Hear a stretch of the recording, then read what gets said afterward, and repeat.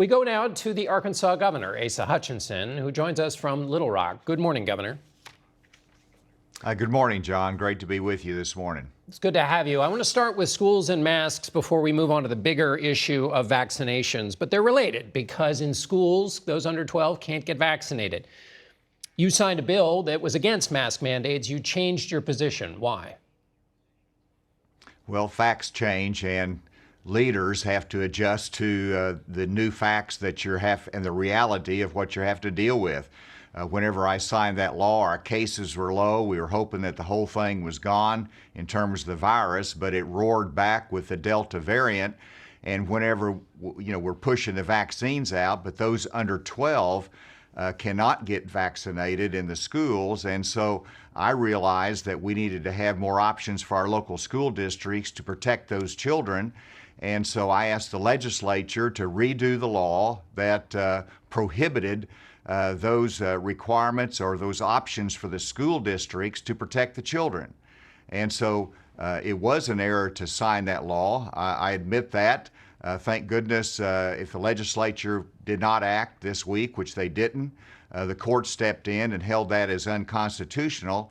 And now we have that local flexibility for schools to make their decision to protect the children based upon the unique circumstances of their district. When you say facts change, do you see something in the last few weeks, particularly with respect to those under 12 who are in hospitals who are getting COVID? Did you see and learn more about the way in which the Delta variant is affecting that specific part of your community?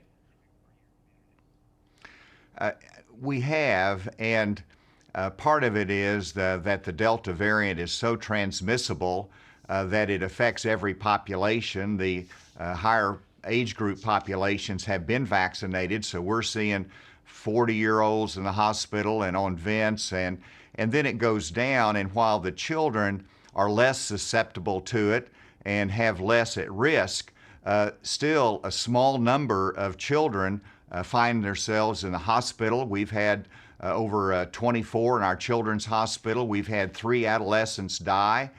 They couldn't be vaccinated, and so I look at that and I say that we've got to do everything we can to protect those children. Everybody else can be vaccinated and are pushing those vaccinations. We don't need other stringent measures there because vaccine is their solution. But for those under 12, we want them to go to school, and we need to have that flexibility because they do have some risk. I want to get to the vaccine solution in a moment, but quickly about the Marion School District. I think there are about 900 students and teachers in quarantine. Do you feel like that wouldn't have happened if the school district had had the freedom of local control and the ability to have a mask mandate in that school district? Well, if we would have had more vaccines out, those numbers would have been less. But it illustrates the point that if we're going to have a successful school year, school districts like Marion need to have that option to require masks for those lower grades or make the decision that's suitable for their community. But let me emphasize a point here that ordinarily you have about 2.5 contacts from one exposure that has to be quarantined. But in the school environment, it was more like 18 to 1.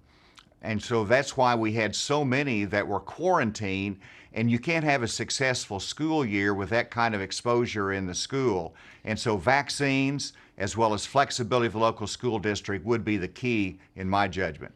Last time you were on the program, Arkansas was 46th in the nation in terms of first vaccinations. It has now risen to 38th in the nation, so it has gotten better. 60% of Arkansans are now gotten at least one shot. What accounts for that improvement?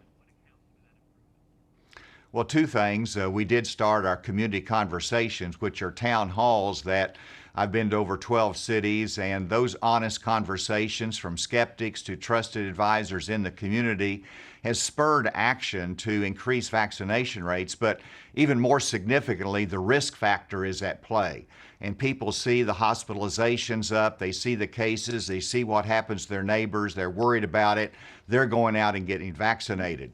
We want to continue to mount that campaign to engage our local communities. Hopefully we can be successful and continue that increase in our vaccination rate that's the only way out of it. Last time you were on, you said if incentives don't work, reality will, and it seems to have kicked in. When you have these conversations in the community, a new Kaiser Foundation poll found that half of those who are unvaccinated say that they're more worried about the vaccine than getting sick. When that comes up in your conversations, what do you say to people? Well, first of all, it's not what the government says, and I recognize that's not going to be the answer that is needed or is persuasive. But I will call on a local physician that they know, that they trust in their community, and ask, what do you say about that? And that trusted advisor is more persuasive and fact-oriented and helps to dispel the myths. The second thing that's important is the FDA has to act.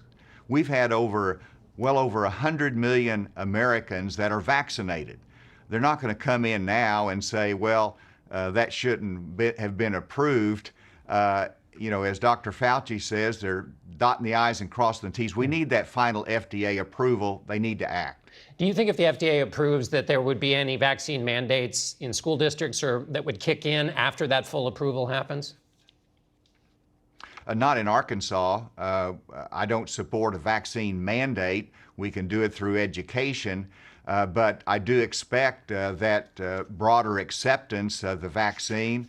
I do expect that some employers and sensitive industries will require vaccines, but you have to have the FDA approval before that is more broadly accepted. When you've been going around the state and encountering your constituents, a lot of times in this pandemic, people have said, we're all in this together.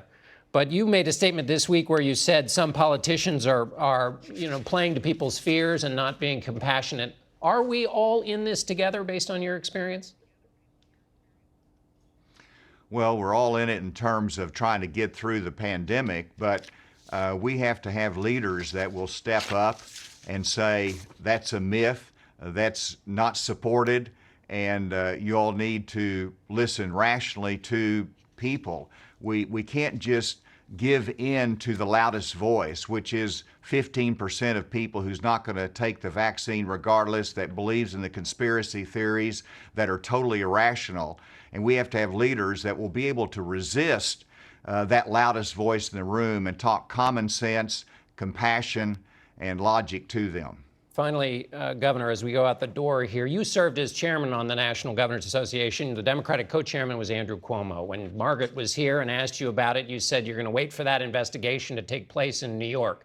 Investigation has taken place. A lot of people think he should step down. Do you have a view? Well, the investigation was very thorough. The allegations could not be more serious.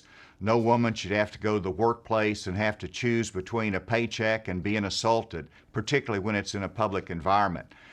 So he either needs to resign in the face of this. Certainly, if criminal charges are filed, he should resign.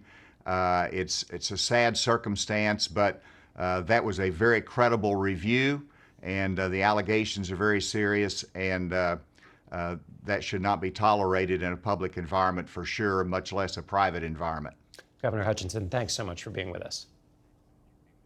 Thank you.